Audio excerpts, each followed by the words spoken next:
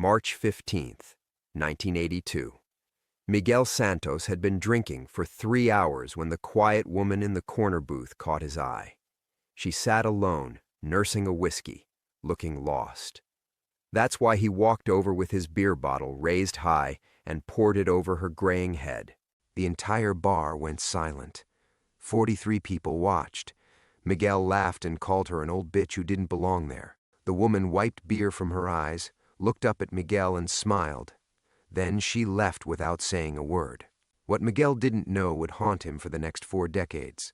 The 5 families knew her name. The DEA had her on their most wanted list. And in the cocaine wars of Miami, she had personally ordered 300 executions. The woman was Griselda Blanco, the night Miguel Santos humiliated the godmother of cocaine. Before we jump back in, tell us where you're tuning in from, and if this story touches you, make sure you're subscribed because tomorrow I've saved something extra special for you. The door of El Rincon swung shut behind Griselda Blanco with barely a whisper, but the silence she left behind was deafening. Miguel Santos stood in the center of the dive bar, empty beer bottles still clutched in his fist, the laughter dying in his throat as 43 pairs of eyes stared at him like he'd just signed his own death warrant. "Jesus Christ, Miguel," whispered Carlos, the bartender, his voice cutting through the silence like a blade. "Do you know what you just did?" Miguel shrugged, the alcohol making him bold and stupid. Taught some old bitch a lesson about knowing her place. He raised the empty bottle in mock salute to the room. Anyone else got a problem with that? Nobody answered. Nobody moved. The jukebox had gone quiet, and even the ice machine seemed to hold its breath. Outside, a car engine purred to life. Something expensive, foreign. Miguel caught a glimpse of black paint through the grimy window as it pulled away from the curb, smooth as a shark cutting through dark water. The woman hadn't looked back. "You fucking idiot," Carlos muttered, already reaching for the phone behind the bar. His hands shook as he dialed. Miguel didn't know who he was calling, but the terror in the man's eyes was starting to cut through the whiskey fog. One by one, the other patrons began to leave. They moved carefully, keeping their eyes down, whispering prayers in Spanish as they filed past Miguel like he was radioactive. Within 10 minutes, El Rincon was empty except for Miguel and Carlos, who was speaking rapid Spanish into the receiver, his voice getting higher with each word. "Carlos, what the hell?" "Shut up." Carlos slammed the phone down and grabbed a bottle of rum from the top shelf, pouring himself 3 fingers with shaking hands. "Just shut up and let me think." But Miguel was 26 years old and bulletproof drunk. He laughed again, though it sounded hollow in the empty bar. "You're all acting like I just pissed on the Pope. It was some random old lady who wandered into the wrong neighborhood." Carlos drained the rum in one gulp and poured another. "Random?" He let out a bitter laugh. "Miguel, that wasn't random. That was la madrina, the Black Widow, the woman who built an empire on the bones of anyone who showed her disrespect." The name meant nothing to Miguel then. In 1982, he was just another street kid from Little Havana, more concerned with fast cars and easy women than the shadowy figures who ran the cocaine trade. The newspaper headlines about drug wars were just background noise to his world of garage work and weekend parties. "You're paranoid, old man. Too much television." Carlos stared at him for a long moment, then shook his head. "Go home, Miguel. Go home and pray she forgets your face." Miguel left the bar that night with his head high and his swagger intact, walking the 6 blocks to his cramped apartment above the auto shop where he worked.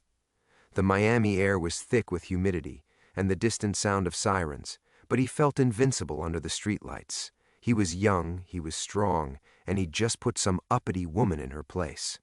He had no way of knowing that 12 blocks away, Griselda Blanco sat in the back of her armored Cadillac, beer still dripping from her gray hair, while her lieutenant showed her a Polaroid photograph. In the picture, a young Miguel Santos smiled broadly, his face clearly visible in the bar's dim light. "Want me to handle this tonight, Jeffa?" the lieutenant asked, his hand resting on the grip of his. 45. Griselda studied the photograph for a long moment, her dark eyes unreadable. Then she folded it carefully and slipped it into her purse. "No," she said quietly. This one we remember." But Miguel knew none of this. He climbed the stairs to his apartment, made himself a sandwich, and fell asleep on his couch with the television flickering images of late-night movies. In his dreams, he was still laughing, still the king of his small world. He would wake up the next morning with a hangover and a vague memory of teaching some old woman a lesson. Within a week, he'd forgotten her face entirely. Life moved on. He got a better job, then another. He met Maria, fell in love, got married. The years rolled by like waves, each one washing away more of that night in El Rincon. But some memories, Miguel would learn, have teeth, and some debts compound interest over decades, growing in the dark until they're too large to ever repay. The woman he'd humiliated was patient, she was methodical, and she never, ever forgot a face, especially one that had smiled while pouring beer over the head of the most dangerous woman in America. The reckoning would come. It just wouldn't come for 40 years. 40 years later, Miguel Santos woke every morning at 5:30 a.m. to the sound of his granddaughter Sofia practicing violin in the apartment above his auto shop. The melody drifted through the ceiling like a prayer, sometimes Vivaldi, sometimes a piece she'd composed herself for her senior recital at the University of Miami. This morning it was Bach, the notes precise and haunting in the pre-dawn darkness. He lay still for a moment, listening. At 17, Sofia had her grandmother Maria's gift for music and her grandfather's stubborn perfectionism. She'd been playing the same passage for 20 minutes, each repetition a little cleaner, a little closer to the perfection that lived somewhere in her mind. Miguel smiled despite the arthritis in his joints, the ache in his lower back that reminded him daily that 68 was no longer middle-aged. The smell of Cuban coffee drifted down from upstairs. Sofia always started the cafecito before her morning practice. She took care of him now, had been taking care of him since she was 12, and the drunk driver had stolen her parents on a rainy Thursday night. 5 years of raising a grieving child had taught Miguel more about fear than 40 years on the streets ever had. Not fear for himself, that had burned away with his youth, but the bone-deep terror of failing the one person who mattered most. Miguel pulled on his work clothes, the same style of gray Dickies he'd worn for decades, steel-toed boots that had been resoled 3 times, and the faded Miami Dolphins cap that Maria had bought him for his 50th birthday. His reflection in the bathroom mirror showed a man carved thin by time and worry, brown skin weathered to leather, hair gone white at the temples. His hands bore the permanent stains of engine oil and honest work. The violin stopped. Footsteps crossed the floor above, then Sofia's voice carried down the stairs. "Abuelo, breakfast is ready." Santos Auto Repair occupied a corner lot in Little Havana that Miguel had purchased in 1995, back when the neighborhood was still rough around the edges and property was something a working man could afford. The building was concrete block painted yellow with green trim, Miami Hurricanes colors, a small act of rebellion in Dolphins territory. A hand-painted sign out front advertised honest work, fair prices in both English and Spanish. The garage held 2 bays and space for 6 cars, though Miguel rarely took on more than 4 jobs at a time anymore. He could afford to be selective. 40 years of building a reputation meant customers came to him, not the other way around. Most were neighborhood people, Mrs. Rodriguez's ancient Corolla, the Fernandez family's minivan, old-timers who trusted Miguel to keep their cars running past any reasonable expiration date. Sofia appeared in the doorway between the garage and the house, carrying 2 cups of coffee and a plate of tostada with butter and guava paste. She moved with the careful grace of a musician, every gesture economical and purposeful. Her dark hair was pulled back in a ponytail, and she wore one of Miguel's old work shirts over her jeans, a habit from childhood that she'd never outgrown. "You were up late again," she said, studying his face with the practiced concern of someone who'd learned too young to watch for signs of trouble. "I heard the TV until after midnight. Couldn't sleep." Miguel accepted the coffee gratefully. "Too much excitement yesterday." It was a lie. Yesterday had been like every other day, an oil change on the Vasquez truck, brake pads on a Honda Civic, routine maintenance on Father Martinez's ancient Buick, the kind of work that kept the lights on and put food on the table but rarely qualified as excitement. The truth was that Miguel's sleep had been growing restless lately, plagued by dreams he couldn't quite remember upon waking. Fragments of faces, snatches of conversation, the persistent feeling that he'd forgotten something important. Dr. Reyes said it was normal for a man his age, the mind's way of processing 6 decades of accumulated memory. But the dreams felt different than nostalgia. They felt like warnings. "I've been thinking," Sophia said, settling onto the workbench with her coffee. "Maybe it's time you hired some help. Luis Moreno's son just graduated from trade school. He's looking for apprentice work." Miguel shook his head. "I can handle the load." "It's not about handling it, abuelo. It's about what happens when you can't anymore." Her voice carried the gentle firmness of someone who'd learned to manage a stubborn old man. "I won't be here forever. I graduate in December, remember? The conservatory in Boston wants an answer about the scholarship." Boston. The word hit Miguel like cold water. They'd been dancing around this conversation for months. Sophia's talent, the opportunities waiting beyond Miami, the inevitable moment when she'd spread her wings and fly somewhere he couldn't follow. "We'll figure it out," he said, the same thing he'd been saying since the scholarship letter arrived. But as Sophia smiled and kissed his forehead before heading upstairs to get ready for school, Miguel felt the familiar weight settling on his chest. The weight of time passing, of holding too tightly to something precious, of knowing that love sometimes meant letting go.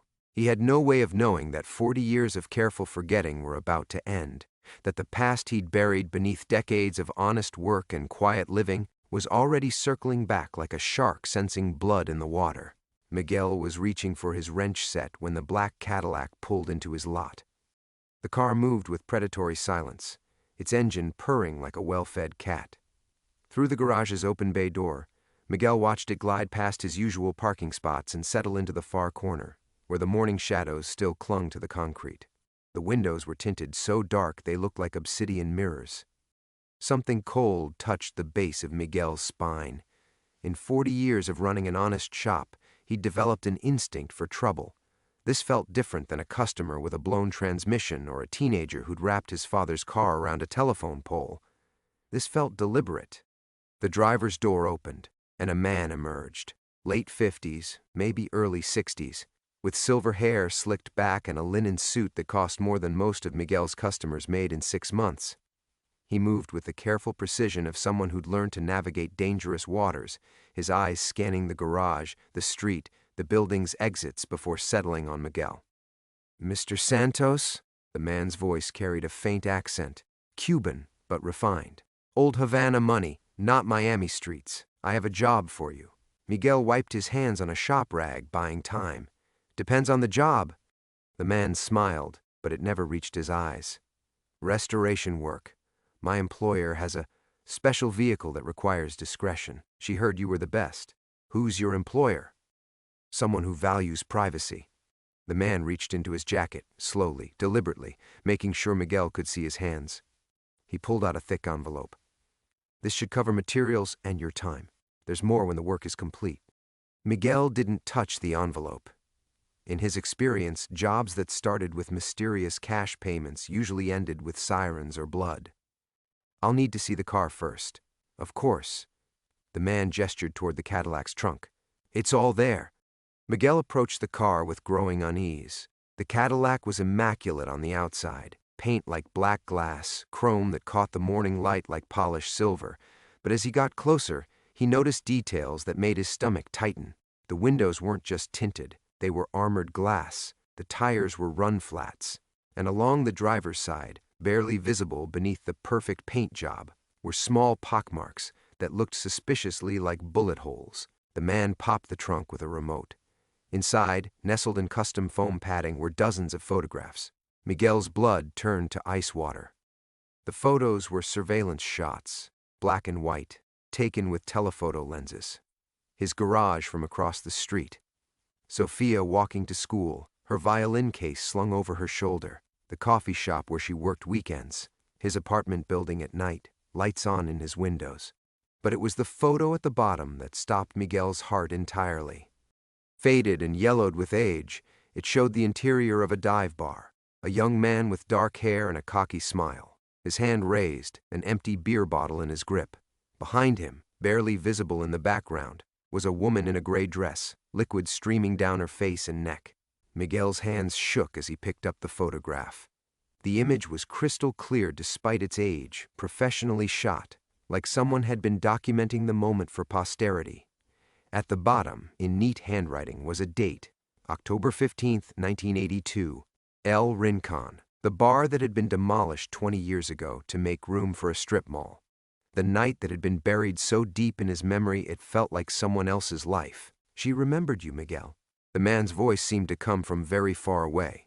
Miguel's vision had tunneled, his world reduced to that single photograph and the crushing realization that the woman he'd humiliated, the woman whose face he'd forgotten within a week, had never forgotten his. "That's impossible," Miguel whispered. "She's dead. Griselda Blanco died in Colombia. I saw it on the news. La Madrina died in 2012, yes, shot by a motorcycle assassin in Medellin." The man's smile was razor thin, but her memory lives on, her organization lives on, and her instructions regarding you, those were very specific. Miguel's legs felt weak.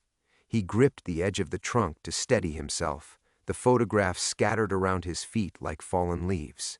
40 years of building a life, of believing the past was buried, of thinking he could outrun his mistakes through honest work and clean living. What do you want? The same thing she wanted, Miguel. Respect, acknowledgement, an understanding that some debts never disappear, they just accumulate interest. The man reached into the trunk and pulled out a manila folder.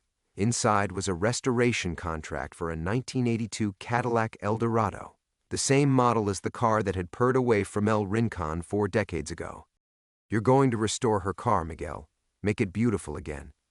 And when you're finished," the man's eyes glittered, "we'll discuss what you really owe." Miguel stared at the contract, understanding with perfect clarity that his old life had just ended. Miguel's hands trembled as he held the restoration contract, the paper rattling like dry leaves in a hurricane wind.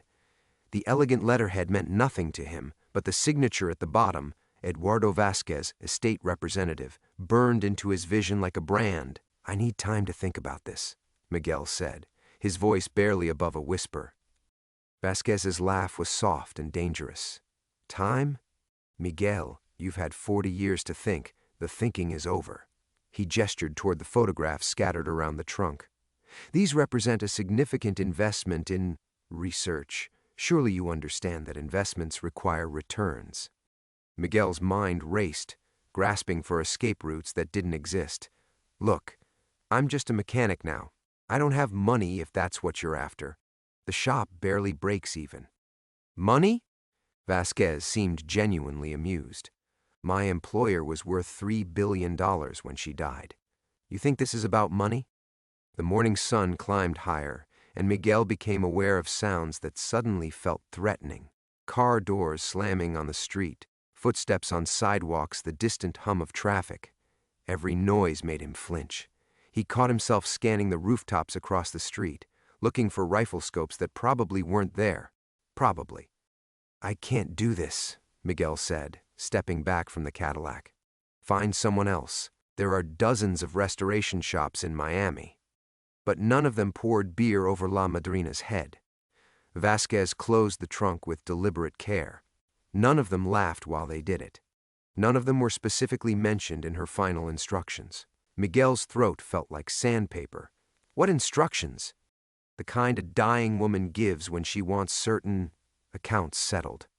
Vasquez straightened his tie, a gesture so casual it felt obscene given the circumstances. "She was very specific about you, Miguel. Very detailed about what respect looked like." A customer's car turned into the lot, Mrs. Rodriguez with her rattling Corolla. Miguel watched her park near the office, relief flooding through him at this slice of normalcy.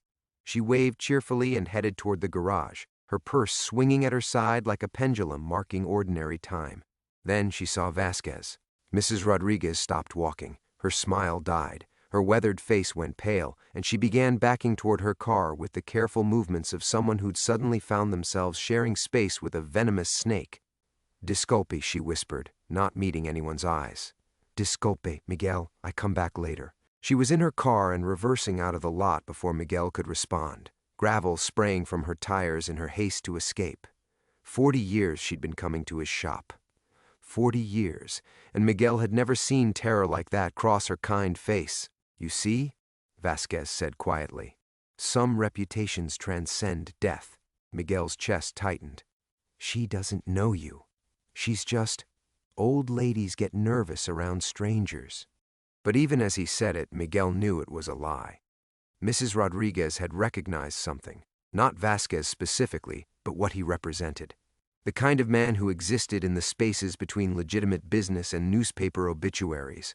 The kind who carried expensive phones and cash in unmarked envelopes and left silence in his wake. I have a granddaughter, Miguel said desperately. She's just a kid. Whatever your employer thought I owed, it has nothing to do with her. Sophia, 17, senior at Coral Gables High School, graduating early, full scholarship to the New England Conservatory. Vasquez's casual recitation of details hit Miguel like physical blows. Talented girl. It would be a shame if something interrupted her trajectory. The world tilted. Miguel grabbed the Cadillac's fender to steady himself, his vision swimming with rage and terror. If you touch her... Miguel Vasquez's voice cut through the threat like ice water. I'm not here to hurt anyone. I'm here to offer you a chance to honor a debt. Do the work, restore the car, show the respect that should have been shown 40 years ago. He paused, watching Miguel's face. Simple restoration work. What could be more innocent? Miguel stared at the contract again, the words blurring together. This morning he'd been a grandfather worried about letting go. Now he was trapped in a nightmare that had apparently been decades in the making. How long do I have? 2 weeks. She wanted the work completed by November 1st. Vasquez smiled. The anniversary of her death. Poetic, don't you think? Miguel signed the contract with a hand that shook so badly the signature looked like a seismograph reading. As he handed it back, Vasquez produced a key ring with 2 identical keys. The car will be delivered this afternoon. And Miguel? Vasquez's eyes held no warmth at all. Do good work. La Madrina always rewarded excellence and punished mediocrity. The Cadillac pulled away as silently as it had arrived, leaving Miguel alone in his garage with the taste of copper in his mouth and 40 years of carefully constructed safety crumbling around his feet. Miguel stood motionless in his garage for what felt like hours after the Cadillac disappeared, the taste of fear metallic and persistent on his tongue. The scattered photographs lay where they'd fallen, a timeline of surveillance that mapped his life like a medical examiner charting wounds.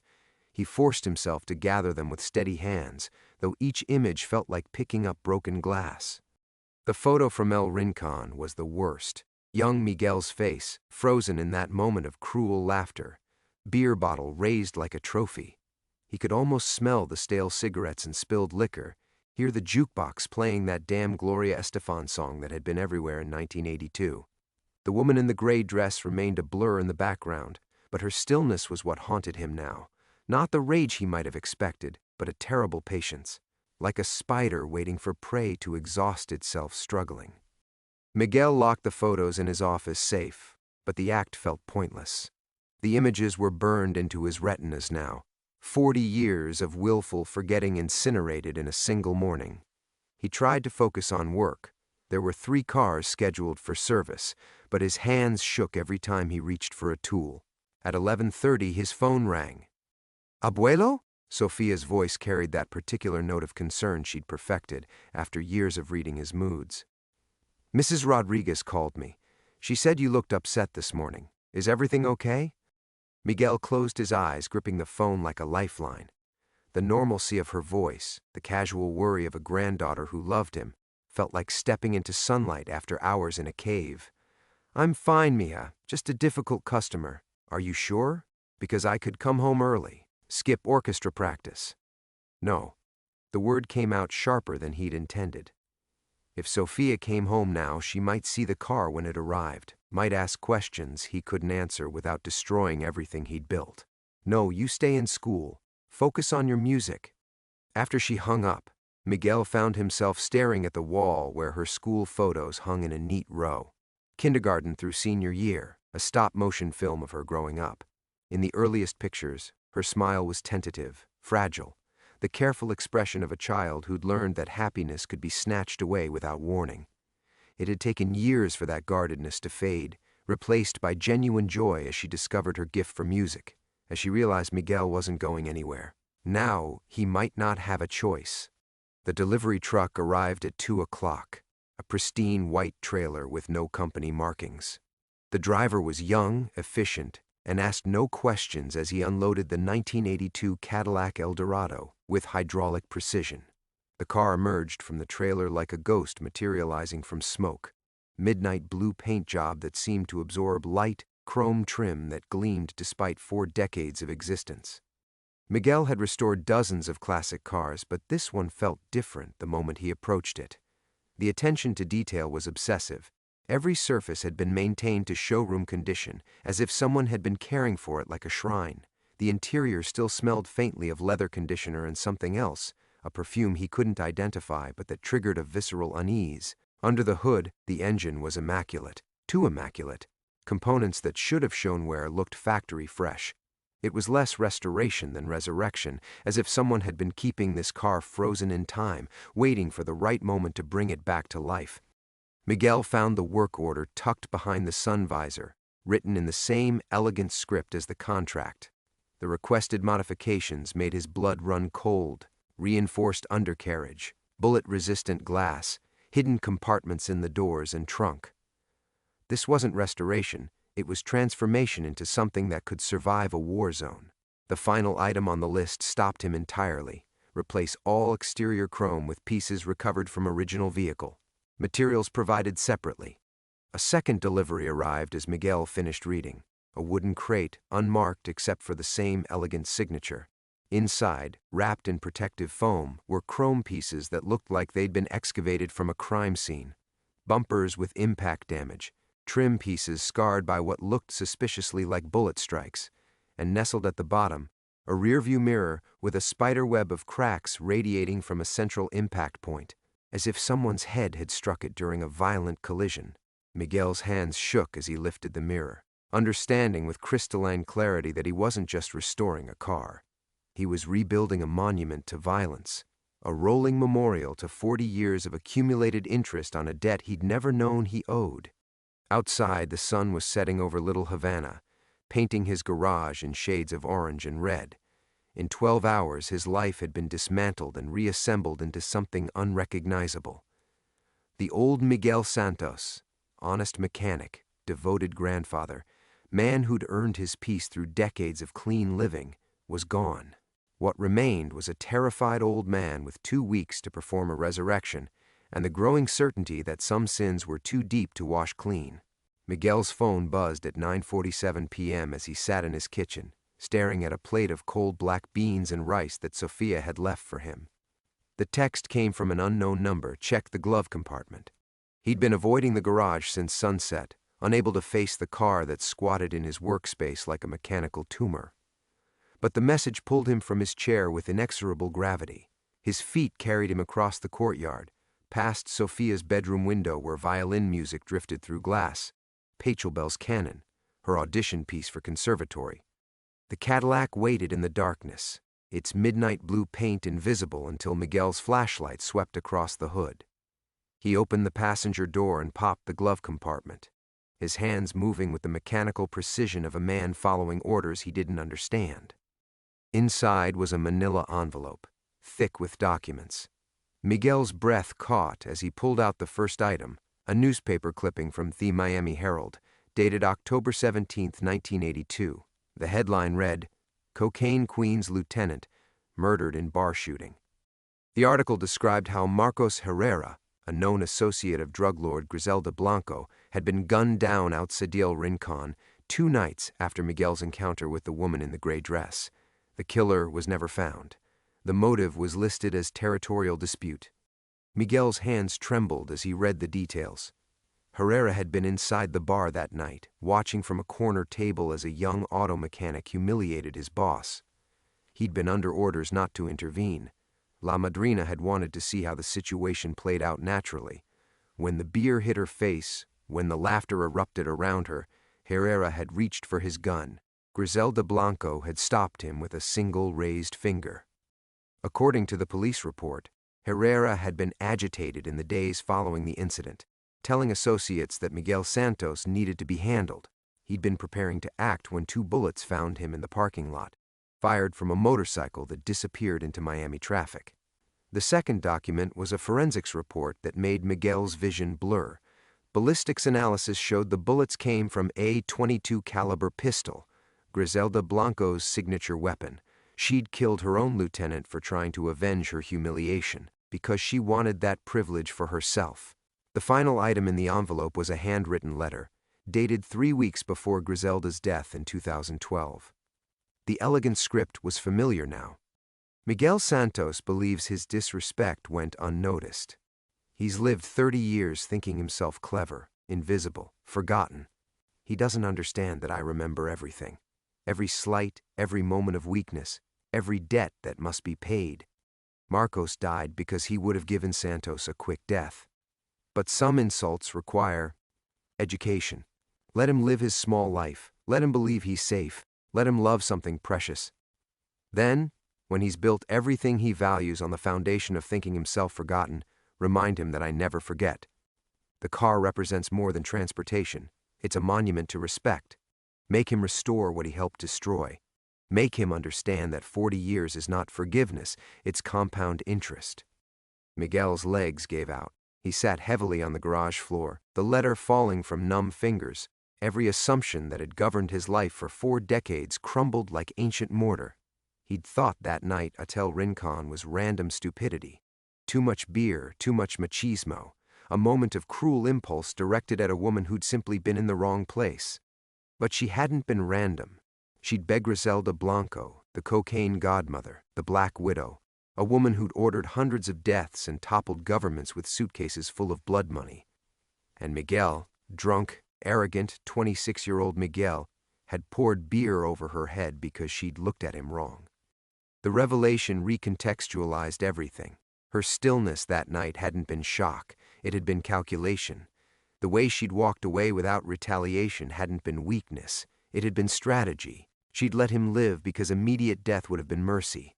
Instead, she'd orchestrated something far more sophisticated. 40 years of allowing him to build a life worth destroying. Miguel's phone buzzed again. Another text, now you understand. The real work begins tomorrow. But there was something else in the glove compartment. A small tape recorder, the kind that hadn't been manufactured in decades. Miguel pressed play with shaking fingers. Griselda Blanco's voice emerged from the speaker, distorted by age but unmistakably commanding. You thought you could humiliate me and walk away? Stupid boy. I don't kill what I don't respect. But you made me curious. How long would it take for a coward to build something worth taking? The recording crackled with static, then continued.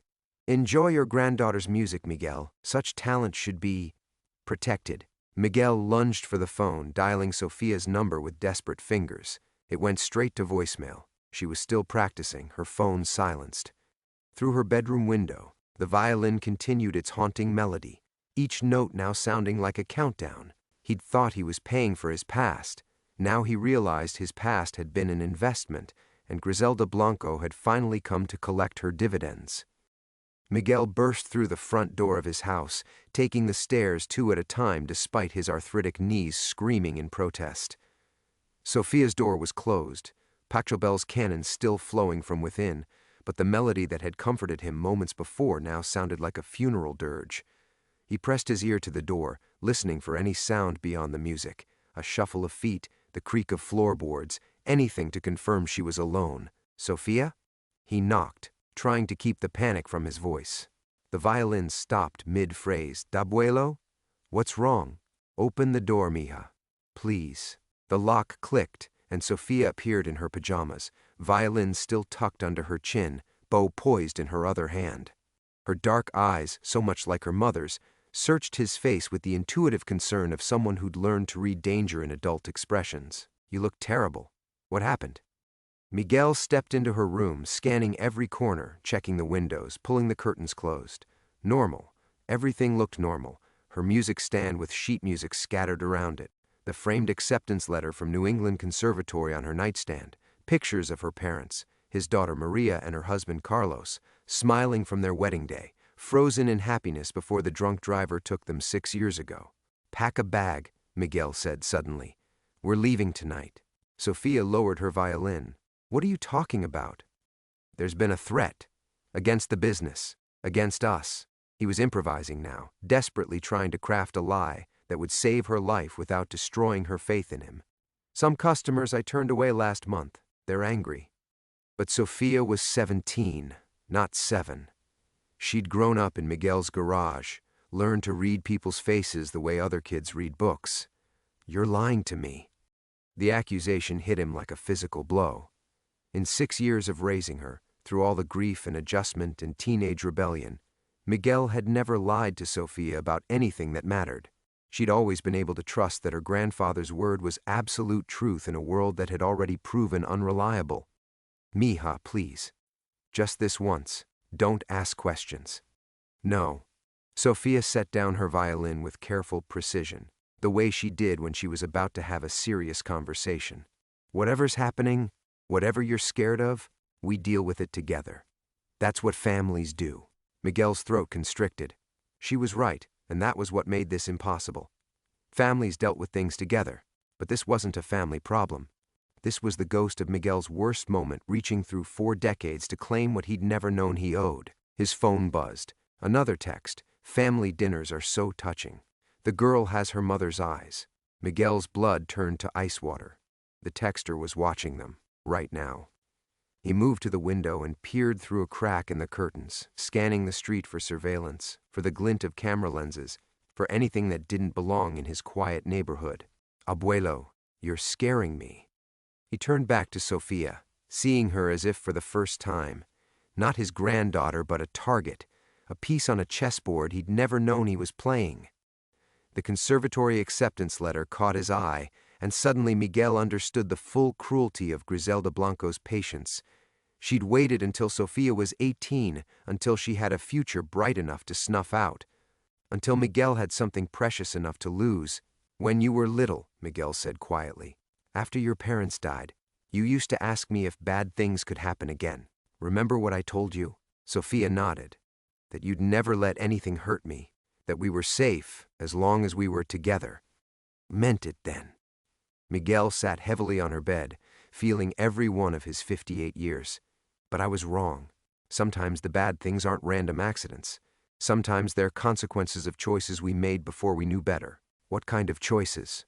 Miguel looked at his granddaughter, brilliant, talented, innocent Sophia, who'd never hurt anyone, who'd spent her childhood learning to transform grief into music, and felt the weight of 40 years of borrowed time crushing down on him, the kind that can't be undone, only paid for. Outside, a car engine started somewhere in the darkness.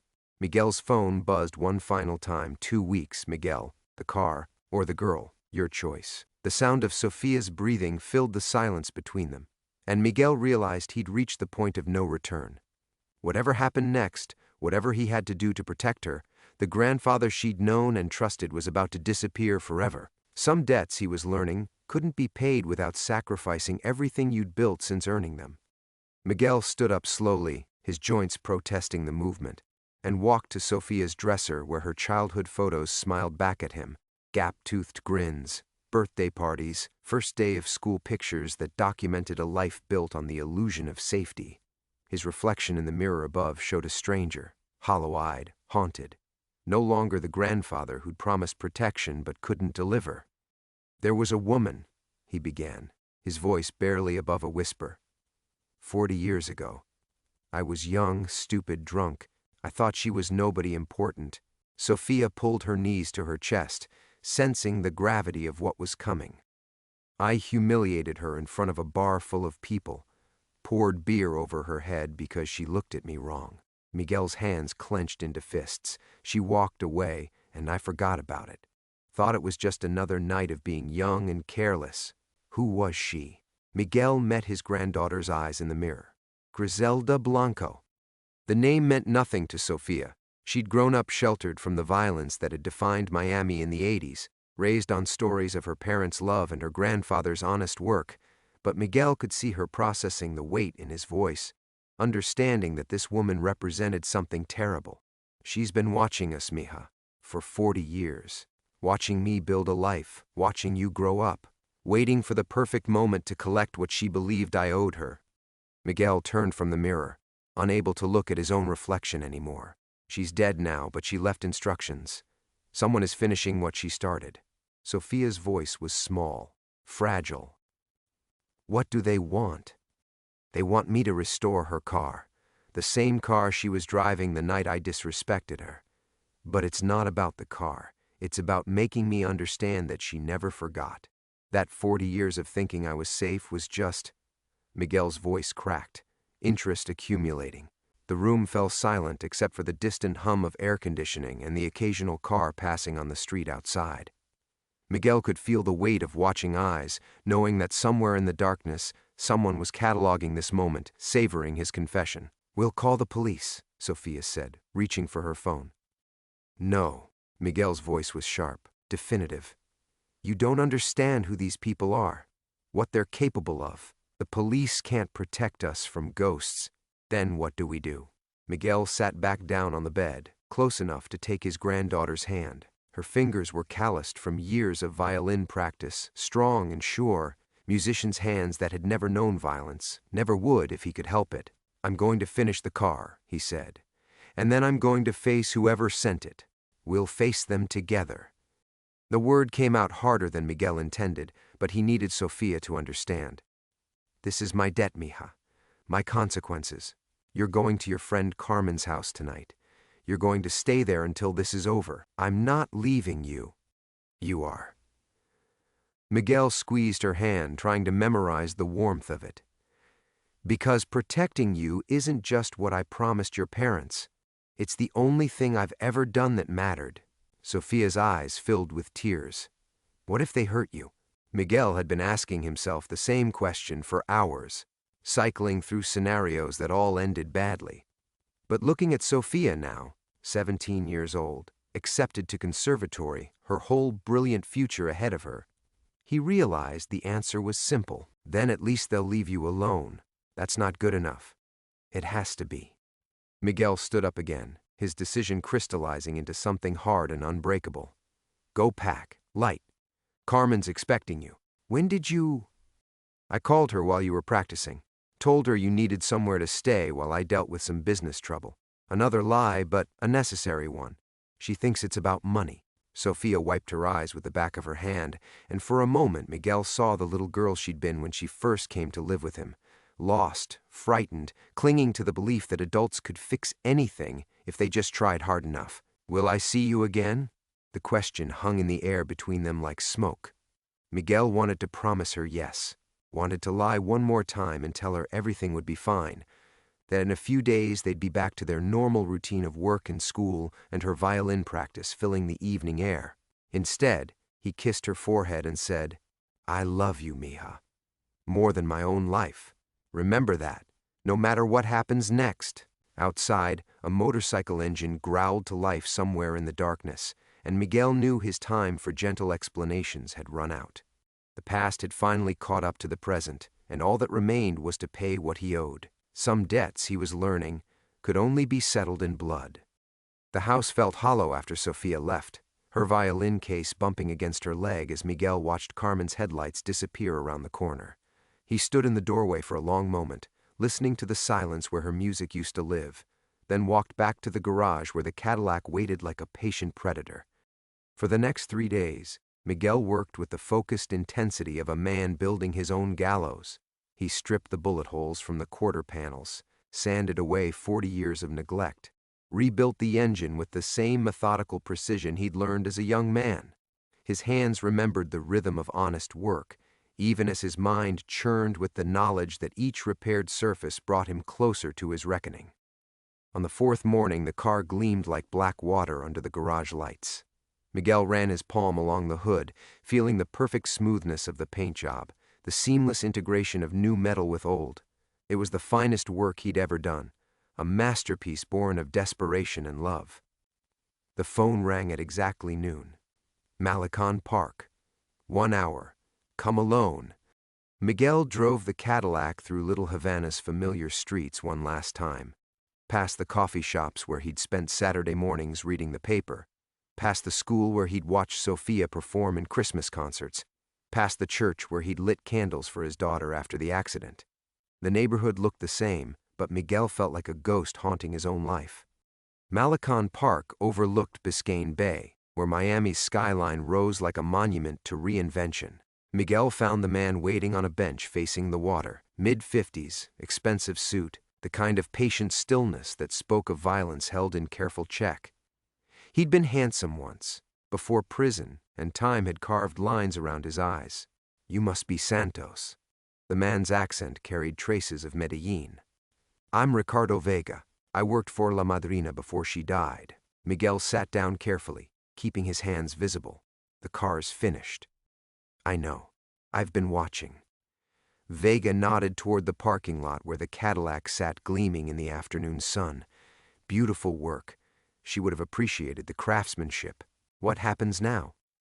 Vega was quiet for a long moment, watching boats move across the bay like toys in a bathtub. "You know, she talked about you sometimes, the mechanic who thought he could humiliate La Madrina and walk away. She found it amusing. Amusing enough to wait 40 years for revenge?" "Not revenge." Vega's voice carried an odd note of sadness. "Curiosity. She wanted to see what kind of man you'd become, whether you'd learned anything about respect." Miguel thought about Sofia's tearful goodbye, about the way she'd clung to him before getting into Carmen's car. "I learned to love something more important than my pride." Yes. The girl. Vega reached into his jacket and Miguel tensed, but the man only pulled out a manila envelope. "She's talented." Griselda researched her acceptance to conservatory. Full scholarship. Quite an achievement. The casual mention of Sofia's future made Miguel's blood run cold. "Leave her out of this." "That depends on you." Vega held out the envelope.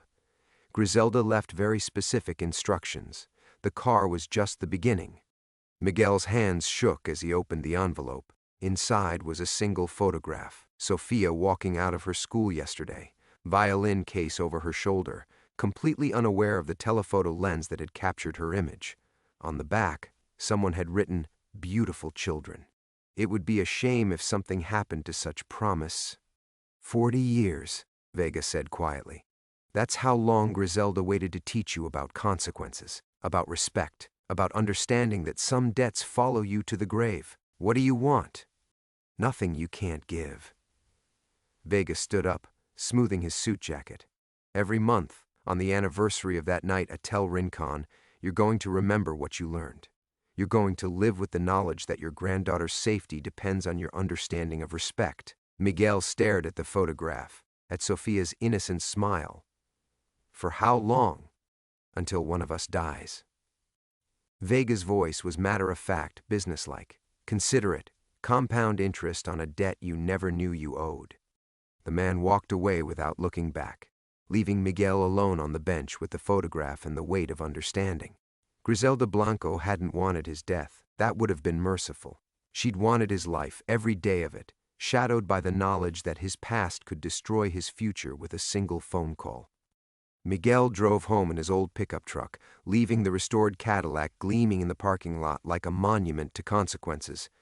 That night, he called Sofia and listened to her practice scales over the phone, each note a reminder of what he'd almost lost, what he still might lose, what he'd spend the rest of his life protecting. Some debts, Miguel had learned, weren't meant to be paid. They were meant to be carried forever.